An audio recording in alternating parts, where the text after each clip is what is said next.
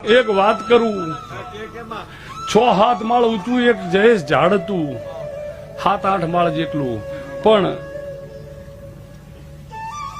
આટલું પોંદડું નતું ઉપર. અને કોયલ બોલતી હતી, ટવકા કરતી હતી. બીજી 7-8 કોયલો નીકળી.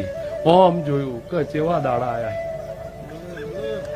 ચેવા દાડા આયા. હુકા રણમો એરંડો પ્રદર્શન એકલા બોલી હતી, નીકળી જી બોલી.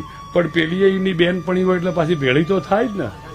એટલે ફેર જઈને ભેળી થઈ કે ઘણા ખરાબ દાડા આયા છે. કે ચમ કે આટલું પોંદડું નતું એના ઉપર ટવકા કરતા હતા. કે ના ના ભાઈ એવી વાત નહીં. કે ચમ કે એક દાડો એ ઘટાદાર હતું ને એ દાડ મને એને આશરો આલ્યો હતો.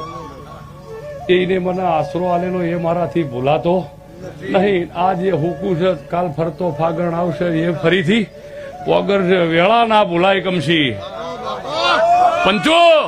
પછી સુરેશ મેં એ ઝાડ કીધું ને હસ્યા. ના ના હસવાની વાત નથી, ગમત હતી પણ ગનાને હતું કે મારાથી બીજું નહીં થાય.